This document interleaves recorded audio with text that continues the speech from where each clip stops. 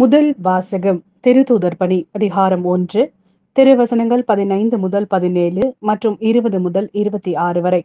அப்போது ஒரு நாள் ஏறக்குறைய 120 சகோதர சகோதரிகள் ஒரே இடத்தில் கூடியிருக்கும் போது பேதுரு அவர்கள் நடுவே எழுந்து நின்று கூறியது, அன்பர்களே, இயேசுவை கைது செய்தவர்களுக்கு வழிகாட்டிய யூதாசை குறித்து தூய ஆவியார் தாவீதின் வழியாக முன்னுரைத்த மறைநூல் வாக்கு நிறைவேற வேண்டியிருந்தது. அவன் நம்மில் ஒருவனாய் எண்ணப்பட்டு நாம் ஆற்றும் பணியில் பங்கு பெற்றிருந்தான்.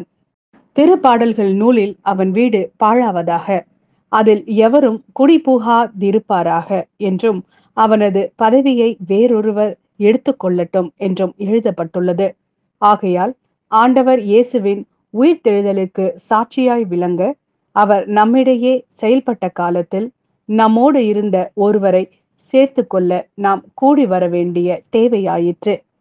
யோவான் திருமுழுக்கு கொடுத்து வந்த காலம் முதல் ஆண்டவர் இயேசு நம்மிடமிருந்து விண்ணேற்றமடைந்த நாள் வரை அவர் நம்மோடு இருந்திருக்க வேண்டும். அத்தகையோருள் இருவரை முன் நிறுத்தினார்கள். ஒருவர் யோசேப்பு என்னும் பெயர் கொண்ட பர்சபா, இவருக்கு யுஸ்து என்னும் பெயரும் உண்டு. மற்றவர் மத்தியா.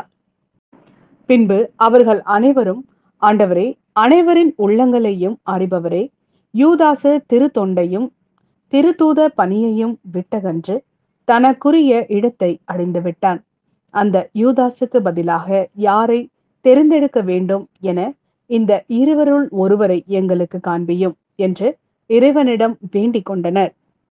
அதன்பின் அவர்கள் சீட்டு குலுக்கினார்கள். சீட்டு மத்தியா பெயருக்கு விழவே அவர் 11 திருத்தூதர்களோடும் சேர்த்து கொள்ளப்பட்டார். இது ஆண்டவரின் அருள்வாக்கு. இறைவா, உமக்கு நன்றி. யோவான் எழுதிய நற்செய்தி அதிகாரம் 15 திருவசனங்கள் 9 முதல் 17 வரை. என் தந்தை என் மீது அன்பு கொண்டுள்ளது போல நானும் உங்கள் மீது அன்பு கொண்டுள்ளேன். என் அன்பில் நிலைத்திருங்கள்.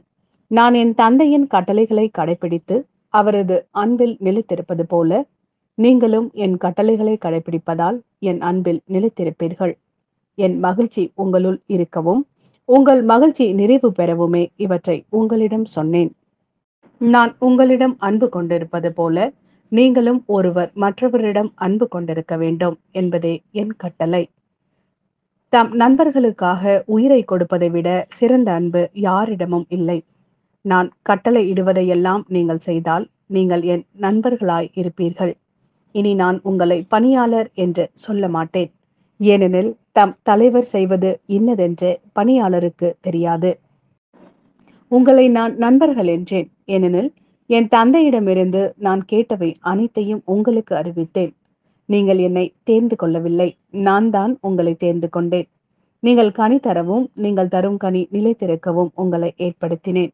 ஆகவே நீங்கள் என் பெயரால் தந்தையிடம் கேட்பதையெல்லாம் அவர் உங்களுக்கு கொடுப்பார்.